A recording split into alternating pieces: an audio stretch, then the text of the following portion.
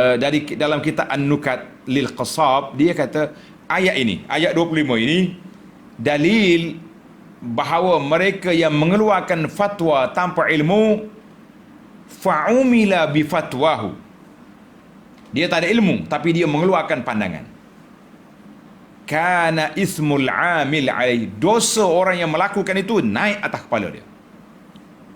Tapi kalau dia fatwa dengan ilmu, dia berijtihad, dia betul, dia boleh 2 pahala, dia salah, dia dapat 1 pahala, dan dia tidak menerima dosa sebab dia sudah berijtihad. Tapi kalau macam kita hari ni kan seronok-seronok je, ahli fatwa cakap, ustaz yang ramai-ramai pun cakap, tak mau duduk dengan yang satu, kita kata itu fatwa tanpa ilmu, maka orang ini sangat berbahaya.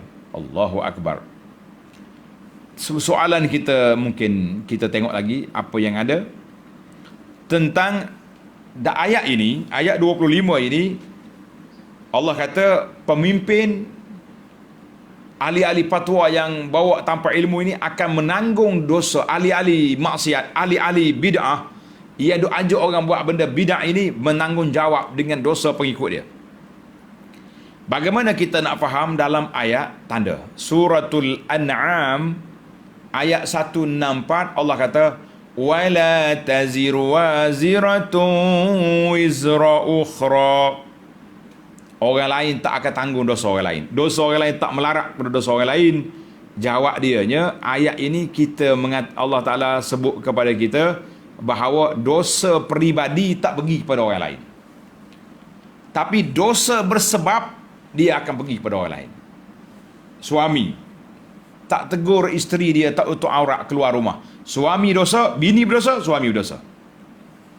Ibu bapa yang tak larang anak-anak dia buat benda mungkar maksiat, tak solat contohnya, anak tak solat, bapa berdosa. Tapi kalau anak sudah keluar daripada rumah kita, dia sudah pergi, dia sudah besar, dia hidup sendiri, dia buat dosa, ibu bapa setelah bagi nasihat tak dengar juga, maka itu dia panggil dosa sendiri. Kita kena ingatlah, maknanya dosa yang bersifat peribadi, individu, dia tak melarat pada orang lain, tapi dosa bersebab. Sebab kita tak bertanggungjawab, kita berdosa. Sebab orang ni ajak orang buat maksiat, ajak orang buat benda mungkar, reka benda-benda bid'ah dalam agama, orang ikut dia berdosa. Sekali dengan pengikut-pengikut dia, wal'iyazubillah. Itu dia panggil kita campur di antara dua. Yang keseterusnya, bahawa ayat ini juga memberi peringatan kepada pereka-pereka bid'ah dalam ibadat. Jangan anggap benda tu ringan. Tak apa, Nabi tak buat pun, kita lah buat. Nak menggalakkan orang beribadat, mari kita berzikir melompat-lompat, Nabi tak pernah buat contohnya. Sebab kata di para ulama, ahli bid'ah lebih bahaya daripada ahli maksiat tulen. Ahli maksiat tulen, dia buat, dia tahu, dia derhaka. Tapi ahli pereka bid'ah ini, dia tak kata dia derhaka, dia kata dia nak mendekatkan diri kepada Allah dengan cara yang dia reka. Ini juga berbahaya. Baiklah para jemaah sekalian, yang keseterusnya, Allah Ta'ala akan beri azab kepada orang yang mereka-reka benda haram dan perkara yang terbit daripadanya, hasil daripada itu. Allahu Akbar. Sebagaimana ahli-ahli pereka benda-benda bid'ah dan yang selepas daripada itu, maka dia akan bertanggungjawab. Kita yang ajak orang buat benda baik, dan selepas daripada itu kita benda baik belaka.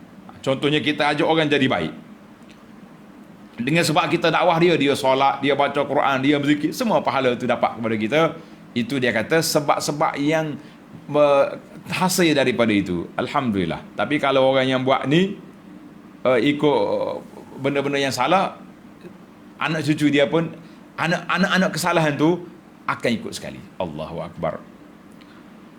Baiklah, dalam ayat ini Tuhan kata bighairi ilmin, tanpa ilmu, maknanya orang kafir setelah sampai kepada mereka maklumat tentang agama, mereka tak terima juga, maka ketika itulah mereka akan diazab. Wal'iyazubillah, na'udzubillah. Jadi ketua-ketua sesat ini, mereka akan tanggung dosa 2 kali. Dosa dia sendiri sesat, dosa pengikut dia yang disesatkan juga mereka bertanggungjawab. Na'udzubillah. Marilah para jemaah sekalian, kita kembali kepada ajaran yang dibawa oleh Nabi sallallahu alaihi wasallam. Dia panggil sunnah Nabi sallallahu alaihi wasallam. Usahlah mencari benda yang pelik, carilah benda yang sahih. Kerana itu saya buat satu kata-kata, beramal dengan sunnah hati tenang, insya Allah pahala juga confirm, kerana Nabi yang jamin, bukan kita sendiri reka-reka.